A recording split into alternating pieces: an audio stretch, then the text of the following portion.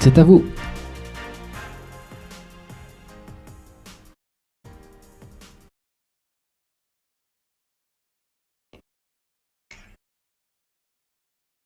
C'est un fonds vraiment d'actualité autour des... William, si tu peux redémarrer, on n'a pas eu le début. Voilà, le micro de William est ouvert. William, on t'écoute. Bonjour et bienvenue dans cette conférence de présentation du fonds CM-AM Objectif Environnement.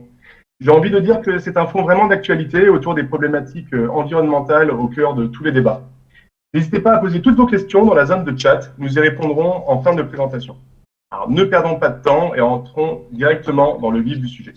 Alors la gestion de ce fonds a été reprise depuis 1 an par une équipe de 4 gérants qui opèrent une gestion collégiale.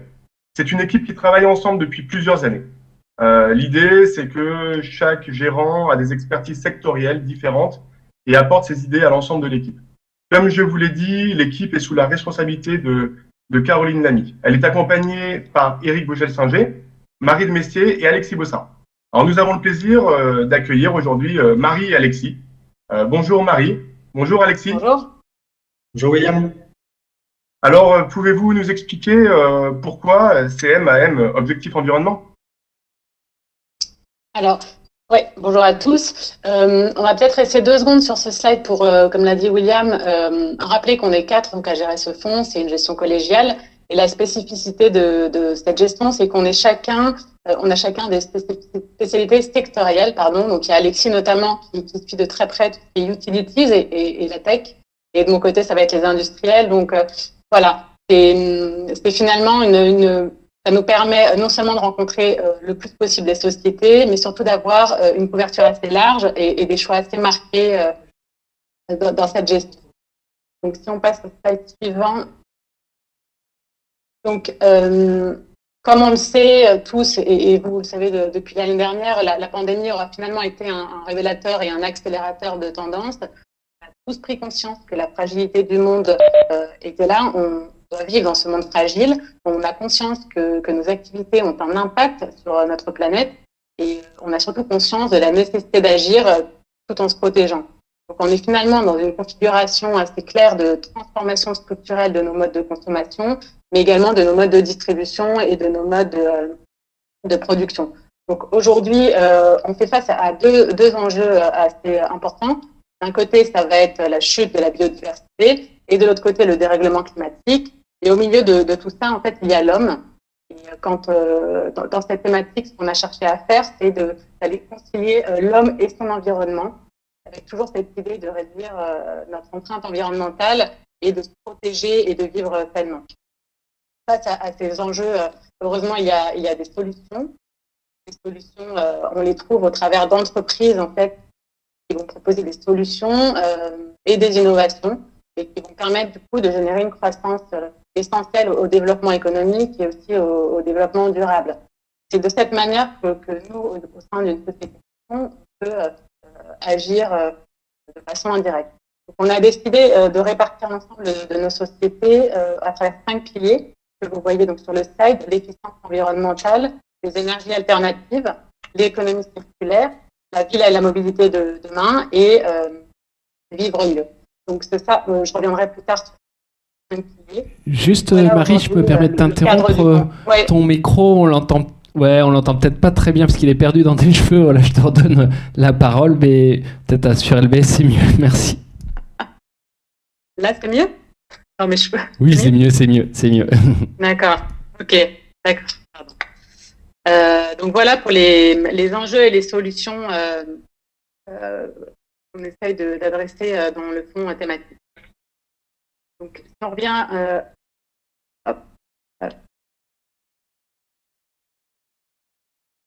Donc, notre processus d'investissement est relativement discipliné, c'est important. Il est récapitulé ici sur le slide. Il va combiner une analyse financière et une analyse extra-financière. Et on va travailler du coup en étroite collaboration avec l'équipe Finance Responsable et Durable qui a mis au point tout un outil d'analyse et de suivi extra-financier. Donc, on va partir d'un univers d'action européenne assez liquide pour pouvoir intégrer le fonds. Et à partir de cet univers, on va appliquer un premier filtre, un filtre ISR, où on va exclure certains secteurs et certaines valeurs, conformément à la politique d'exclusion en vigueur au sein du groupe Crédit Mutuel Asset Management.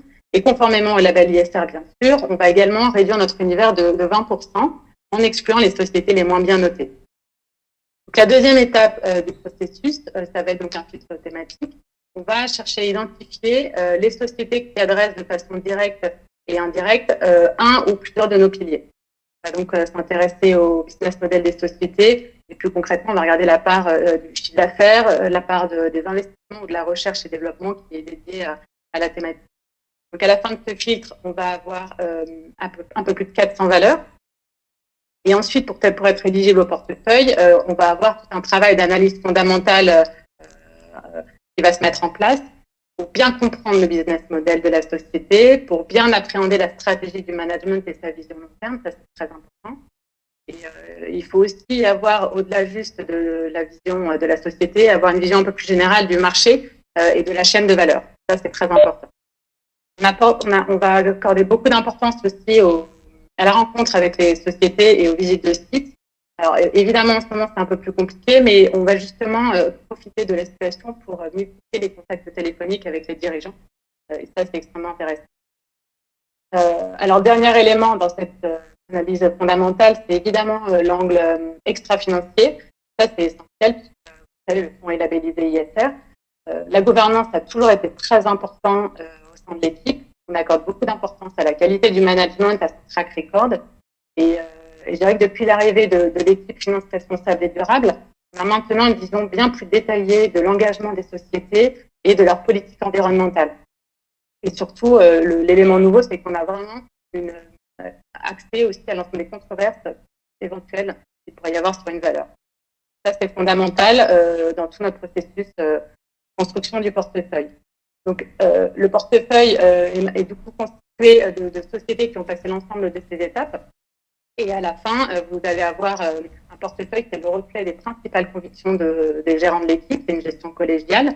Alors, ce sont en général les sociétés de qualité qui bénéficient d'un potentiel d'appréciation. On a nos propres modèles de valorisation et ça nous permet de pouvoir anticiper le potentiel d'appréciation. Donc voilà, donc le portefeuille est constitué d'une 50aine de lignes aujourd'hui et toujours de valeurs européennes. Ça, c'est pour le processus d'investissement. Oui. Merci Marie, c'est très clair. Mais pourrais-tu revenir sur les 5 piliers que tu as mentionnés un petit peu plus tôt, s'il te plaît?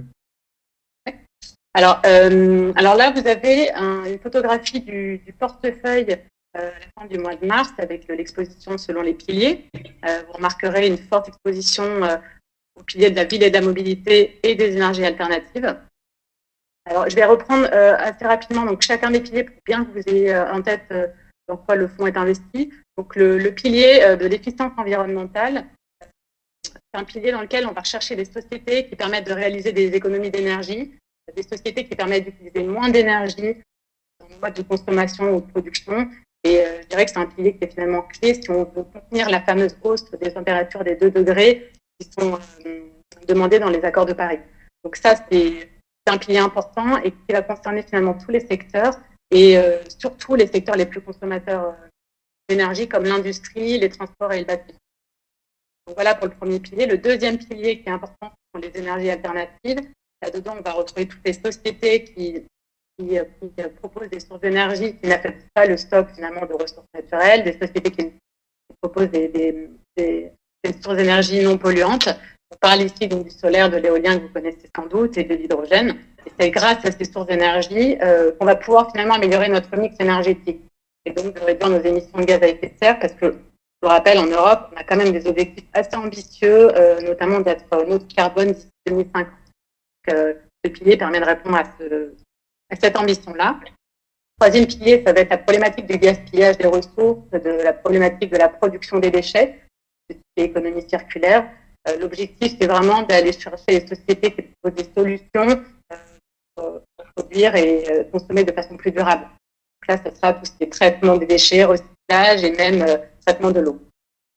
Le quatrième pilier, donc ville et mobilité. Ça, c'est assez large. On part du principe que l'urbanisation et la croissance des classes moyennes, c'est ces dernières années, et ça contribue finalement à l'augmentation des émissions de gaz à effet de serre. Donc aujourd'hui, il faut repenser, réinventer les villes et nos moyens de transport. Ça va cibler les véhicules électriques, par exemple, le transport ferroviaire. Et enfin, le dernier pilier, le vivre mieux.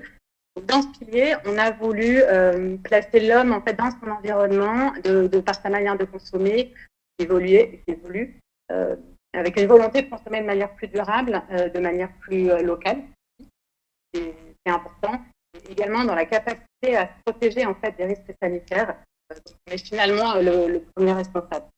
Voilà ce qu'on a voulu adresser au sein de ce dernier pilier. Très bien. Et il me semble que 2020 fut une très bonne année pour le fonds, notamment avec une performance de plus 9,2% contre moins 1,4% pour l'indice Stoxx Europe 600, malgré un contexte sanitaire compliqué qu'on connaît tous et une volatilité accrue sur les marchés. Marie, Alexis, pouvez-vous nous expliquer justement cette performance et les principales tendances que vous observez ces derniers mois? Effectivement, c'est un peu contre toute attente qu'on a eu une année très favorable pour la thématique verte. On a eu cette crise un peu inédite du Covid qui a entraîné une chute très forte des marchés au mois de mars. Et petit à petit, les investisseurs, plutôt que de se concentrer sur les conséquences court-termistes, avec effectivement ces reconfinements à prolongation, ils se sont projetés un peu plus dans le futur, à moyen terme et long terme, et ont eu beaucoup plus intérêt sur les plans de relance qui étaient mis en place. Et dans ce contexte, les plans de relance, je prends l'exemple du cas de l'Union européenne, sur le Green Deal européen, qui a été signé au cours du mois de juillet. Sur les 1800 milliards du plan de relance qui ont été signés, il y a à peu près 30%, plus de 30% qui vont être investis dans les énergies renouvelables ou la transition verte. Et ce sont ces éléments-là qui nous poussent, qui ont en tout cas aidé principalement la thématique, justement à surperformer les marchés. Alors c'est vrai qu'il faut mettre au regard quand même de marchés qui ont fortement rebondi, compte tenu de ces éléments du plan de relance. Mais en relatif, la thématique verte a clairement bien tiré son épingle du jeu. Donc si on regarde un petit peu dans le détail, c'est un peu comme toujours, il y a les gagnants et les perdants. Les contributeurs. Marie. Oui, pardon, excusez-moi, on devrait le réseau. Hop. Pas de souci. Juste avant. Alors, on retrouve dans les 5 principaux contributeurs du fonds sur l'année 2020 des acteurs qui effectivement sont plutôt exposés à cette transition verte. Je pense à Solaria, donc, qui est un producteur d'infrastructures d'énergie renouvelable, un pure player en Espagne, sur le solaire principalement. On a également Vestas, donc, qui est une compagnie qui est un producteur de turbines éoliennes. On a encore Enel également, une société donc dans les services aux collectivités avec plus de 50% de son activité exposée aux énergies renouvelables. Et encore Schneider ou Siemens qui sont associés à tout ce qui est lié à l'efficience énergétique que l'on pourrait retrouver. Et donc il y a ce double effet, un peu une sorte de double effet qui se coule. Vous avez d'un côté des investisseurs qui vont se positionner sur le plan de relance avec une augmentation forte de leurs projets à venir et donc de leurs bénéfices grâce à ces plans de relance aux États-Unis comme en Europe, mais également un deuxième effet qui est un peu plus technique, qui est lié justement à une mécanique de flux. On a eu au cours de l'année 2020 une ISRisation de la finance, un verdissement de la finance, avec donc de nombreux fonds qui ont été lancés par rapport à la thématique verte, également une collecte qui a été particulièrement forte et qui a aidé de facto par les flux à investir et donc à accentuer ou à amplifier la performance de ces valeurs. Et à l'inverse, donc il y a toujours des gagnants et des perdants un peu plus parfois évidents. C'est un peu lié généralement à la reprise du fonds qu'on a faite au mois de juin. On a décidé de sortir les valeurs qui étaient exposées justement au pétrole. C'est également le cas de Société Générale qui a été sortie du fonds. Pour autant, on a 3 valeurs comme Engie, Danone ou AXA qui sont toujours présentes dans le fonds, qui ont été allégées et qui ont pesé sur la performance du fonds. Alors pour Engie et Danone, il faut savoir que ça n'a pas forcément été une bonne année, en grande partie liée à des incertitudes par rapport à la stratégie mise en place par les managements. Et depuis, il y a eu des changements pour ces 2 compagnies, des changements à leur tête de leurs dirigeants. Et pour AXA, c'était indirectement lié à tous les coûts qui vont être associés à l'indemnisation des assurés et donc une année un peu noire pour AXA dans ce contexte macroéconomique négatif. On mentionnait tout à l'heure la performance des marchés de manière un peu contre-intuitive, qui sont arrivés quasiment autour de l'équilibre, alors même que le PIB mondial, lui, est en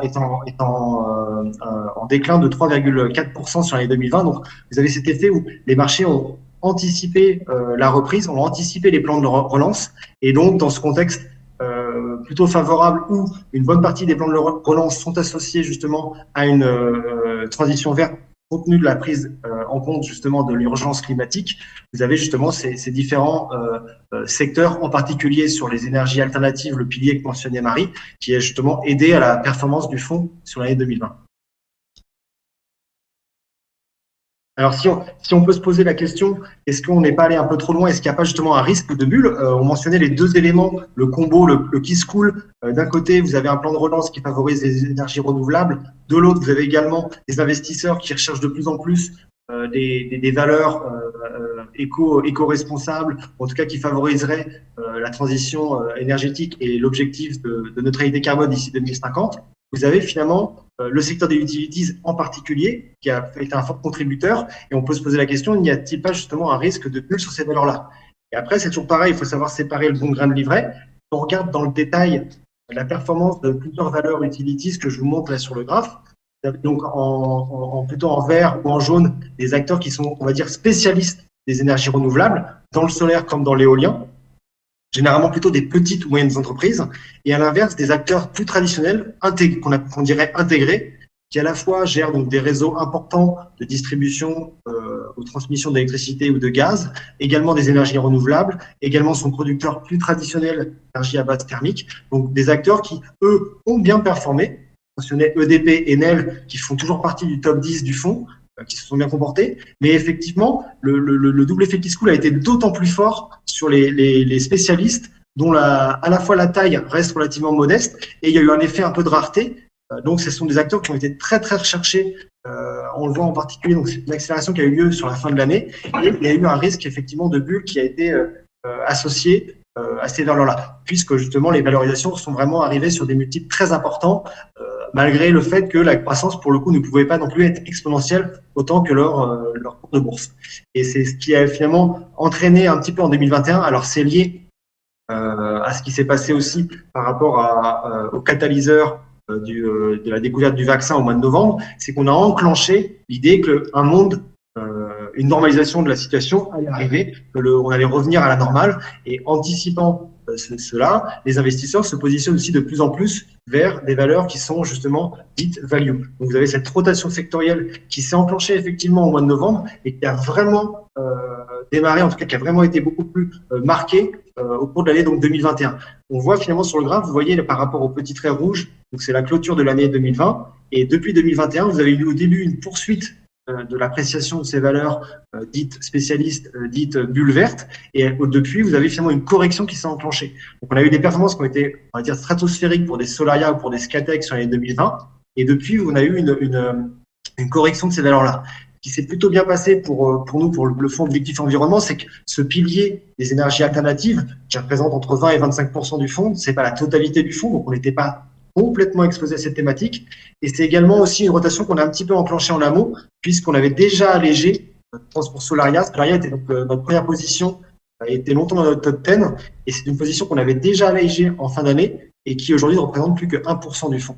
Donc ça a été le cas aussi de Vestas, donc on a eu tendance à arbitrer ces valeurs qui avaient bien performé au cours de l'année 2020 pour des valeurs qui sont généralement plus diversifiées et plus en amont de la chaîne de valeur. Et ça a été un double élément qui nous a permis quand même de plutôt performer correctement sur l'année 2021, puisqu'il y avait le biais utilities par rapport qui est considéré comme un secteur plutôt défensif et qui, dans cette rotation value par rapport à la croissance, a plutôt sous-performé. C'est ce que vous voyez sur le graphique à gauche. On voit que le utilities avec l'immobilier sont parmi les deux secteurs qui ont le moins performé depuis le début de l'année. Et à l'inverse, vous avez justement des acteurs beaucoup plus value, beaucoup plus cycliques, comme les banques, l'auto ou encore le loisir, qui ne sont pas forcément dans notre thématique, l'objectif environnement, mais qui ont surperformé. Donc on a eu ces arbitrages qui nous ont permis finalement de nous diversifier et de limiter finalement la correction, de ne pas forcément subir la correction de ces spécialistes renouvelables depuis le début de l'année 2021. Et alors, parmi les renforcements, c'est ce qu'on disait, donc plus en amont de la chaîne de valeur, on peut citer STM ou Stora Enso. Donc STM, c'était également dans la suite de ce qu'on avait déjà fait avec Infineon. C'est le pilier justement sur la ville et mobilité pour intégrer dans notre portefeuille des acteurs qui sont beaucoup plus exposés justement à l'électrification au sens large de notre quotidien. Alors, on pense souvent à la voiture, qui pour STM est un point important, et ça peut être pour également bon nombre tout ce qui est lié justement au développement des énergies renouvelables ou encore d'autres acteurs. Et donc, si on revient sur le top 10, STM ou Stora Enso sont effectivement des acteurs qui ont intégré notre top 10, alors même que nous avions les valeurs comme Vestas ou ça marche pas. Vestas ou Solaria qui étaient sortis de notre top 10. Donc on a eu une évolution un peu de notre top 10 avec d'un côté, on maintient le pilier de l'exposition aux énergies alternatives, aux énergies renouvelables, mais pour des questions de valorisation, nous avons allégé, on va dire, les spécialistes utilities renouvelables pour des acteurs plus intégrés, comme EDP ou Enel, et également investi sur des acteurs qui sont plus en amont de la chaîne de valeur, dans tout ce qui va être lié justement pour l'électrification, exposé à STM. Pour ce qui est de Stora Enso, je laisse la main à Marie pour parler justement de Stora Enso qui est dans l'économie circulaire. Oui, alors je me mets sur le slide. Oui, moi je voulais vous parler de deux exemples en fait de sociétés qui sont absolument pas des sociétés pure players sur la thématique environnement, énergie alternative. Donc il y a Stora Enso. Stora Enso, c'est une société finlandaise qui est présente sur toute la chaîne de valeur du papier et du packaging. Donc la société détient des forêts, utilise son bois pour fabriquer du bois de construction, pour fabriquer du papier, du carton, des emballages et toutes sortes d'emballages puisque Stora Enso fait des emballages alimentaires et non alimentaires. Stora fournit par exemple une brique de lait sur 3 au niveau mondial. C'est assez conséquent. Le positionnement de la société est particulièrement intéressant dans cette thématique puisqu'elle répond clairement à la problématique de la transition écologique et notamment du remplacement du plastique parce que vous le savez, on arrive à la fin de plastique à usage unique et la société répond également à la problématique de développement de matériaux renouvelables, notamment dans la construction avec des matériaux plus durables. Stora, c'est une société qui a des positions dominantes sur un marché qui est en forte croissance et c'est surtout un marché qui est soutenu, comme je vous le disais, par des tendances long terme. Donc voilà, donc la société continue d'innover et c'est assez intéressant. Donc c'est 5% de ses ventes qui est dédié à la recherche et développement dans la thématique environnementale, un niveau qui est bien plus supérieur, bien plus important que ses concurrents, qui permet de croître à un rythme supérieur. Et d'un point de vue fondamental, Stora dispose aussi d'une très forte génération de cash, une rentabilité des capitaux investis à près de 10% et d'un bilan très solide. Donc, c'est un exemple de société intégrée qui répond parfaitement à la thématique et qui n'a pas connu cet engouement 2020. Et du coup, j'en profite pour parler de l'autre société qu'on aime bien également. Ça ne veut pas. C'est DSM. Alors DSM, c'est intéressant parce que donc elle va cocher le pilier mieux vivre. C'est une société hollandaise qui s'est donnée en fait comme mission de protéger la biodiversité et d'améliorer la qualité de vie de tous. Ça, bien évidemment, en créant de la valeur parce que c'est aussi l'intérêt de ces sociétés. DSM va offrir des solutions innovantes pour la nutrition animale et nutrition humaine. Dans la nutrition humaine, elle va par exemple favoriser des modes de vie et des régimes alimentaires sains avec des vitamines, des probiotiques et des compléments alimentaires qui permettent moins de sucre et moins de sel. Et sur ce créneau-là, DSM est présent sur un nouveau produit qui va permettre de remplacer le Canderel. Elle va permettre une alternative naturelle au Canderel. Et du côté de la nutrition animale, ce qui est intéressant, c'est que DSM a mis au point des compléments alimentaires à base d'algues qui va pour nourrir le bétail et ça va permettre du coup de réduire de 30% les émissions de méthane du bétail. Donc voilà, donc on aime bien cette double approche nutrition humaine et animale. Et au-delà donc de cette thématique, c'est une société extrêmement bien gérée avec une croissance supérieure à celle de son marché ces dernières années et surtout un portefeuille d'activités très innovant et des positions fortes sur ces marchés. Donc voilà, DSM et Stora sont deux sociétés extrêmement intéressantes et qui sortent des énergies vertes. Alexis, tu veux dire un mot? Alors, on a parlé très brièvement d'STM, qui est un acteur justement très bien positionné sur l'électrification. On le disait, de la voiture et de notre quotidien. Il y a également dans tout ce qui est lié à l'habitat. Il y a Saint-Gobain, qui est une valeur justement qui fait partie de notre top 10 et qui a bien contribué depuis le début de l'année justement à la performance du fonds, surtout ce qui est lié aux isolants, aux matériaux isolants de l'habitat. Mais il y a également une valeur connue qui est une foncière allemande, Vonovia. Donc c'est une foncière qui est exploitée principalement à l'Allemagne et dans une moindre mesure à la Suède et l'Autriche. C'est une foncière qui détient des actifs immobiliers et aujourd'hui, donc c'est un acteur qui essaye de plus en plus de favoriser la rénovation pour la rénovation de ces bâtiments, la rénovation de ces actifs pour permettre justement une réduction des émissions de CO2 sur l'habitat et sur l'habitat qu'ils détiennent. Et c'est une de nos convictions qui a intégré également le top 10 dans le pilier justement ville et mobilité. Après, je ne sais pas si William, toi, tu avais des questions particulières sur la gestion de fonds. J'attendais justement que vous ayez peut-être fini votre présentation. Donc, merci Marie, merci Alexis pour cette présentation. Je pense qu'effectivement, on va pouvoir maintenant répondre aux questions que nous avons reçues.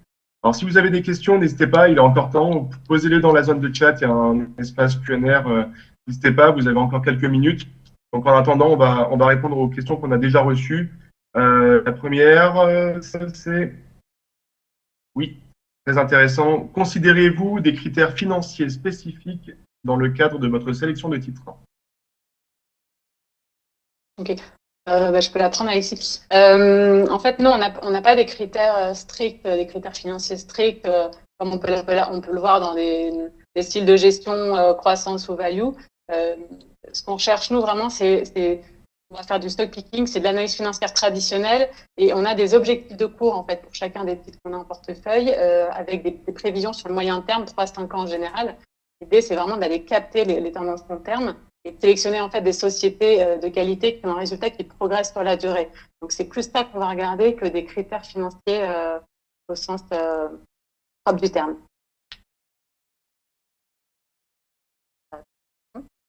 D'accord. Merci Marie. Autre question.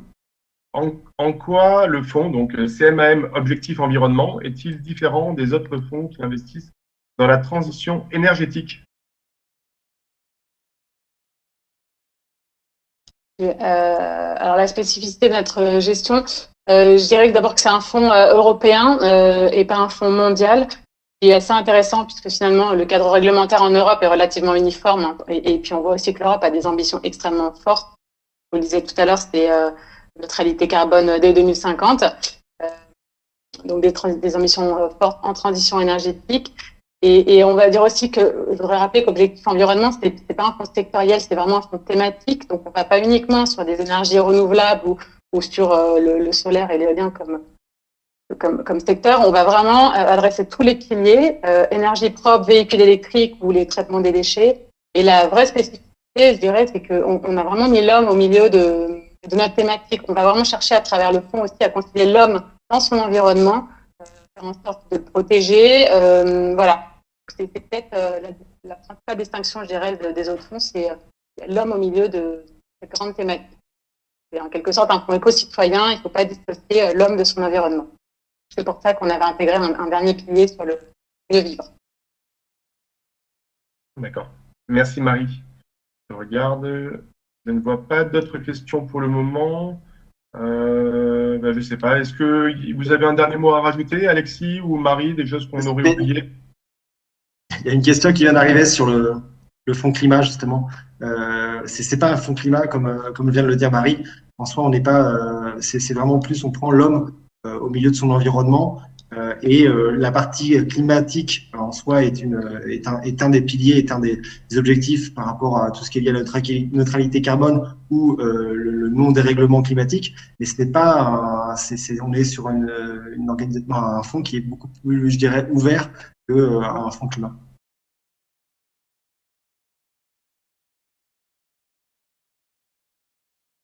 Merci Alexis. Je ne sais pas s'il y a d'autres questions. On attend un petit peu parce que… Et puis, ouais. peut-être rappeler quand même, on l'a peut-être pas assez mentionné, que c'est vraiment un fonds labellisé ISR. C'est important de le rappeler. C'est un fonds, c'est aussi une des spécificités qu'on a, c'est que c'est un fonds thématique qui va au-delà juste du climat. On adresse, comme dit Alexis, 5 piliers et le fonds est déjà labellisé ISR. Ça, je pense que c'est important de le rappeler. Très bien. Bien écoutez, à moins que vous ayez autre chose à rajouter. Ah, je vois une dernière question encore. On nous demande de quel article SFDR relève ce fonds. Je pense que, sans me tromper, ça devrait être un article 9, je pense, non? Vous confirmez ou pas? Ouais, article 9. Ouais. Voilà. Je ne sais pas s'il y a d'autres questions. Non, c'est l'ambition, hein, c'est l'ambition de devenir article 9. Ah, c'est l'ambition, oui. C'est l'ambition, oui. Mais c'est sous un horizon de quelques mois, je crois. Hein. Voilà. C'est ça l'idée. Hein. Là, le fonds est ISR et pour l'instant, l'ambition, c'est de coller avec l'article 9 de la nouvelle réglementation SFDR. Oui, alors, tout à fait. Alors, je me permets justement de faire une brève extrapolation. C'est sur l'ensemble de la gamme en fait des fonds qui sont gérés par Crédit Mutuel Asset Management. Cette considération de la nouvelle réglementation SFDR est vraiment prise au sérieux et l'ensemble des fonds seront traités justement de la sorte pour avoir la meilleure notation possible du point de vue SFDR. Et donc, je ne vais pas dire tous parce que c'est pas vrai, mais la quasi-totalité des fonds, en tout cas tous ceux qu'on met en avant, sont des fonds qui seront soit article 8, soit article 9. Voilà. Dans un horizon de quelques mois, le temps que tout puisse être finalisé, mais c'est vraiment la volonté du groupe de s'inscrire dans cette démarche. Voilà. Je pense qu'on a répondu à l'ensemble des questions. Si vous avez d'autres questions, n'hésitez pas à les envoyer à vos contacts commerciaux au sein de Crédit Mutuel Investment Managers. Et nous ferons un plaisir d'y répondre et de vous accompagner pour en savoir plus sur ce fonds. Nous espérons que vous avez trouvé cette présentation intéressante. Merci Marie, merci Alexis, merci à tous pour votre attention et nous vous souhaitons une très bonne fin de journée. Au revoir. Merci, au revoir. Merci William.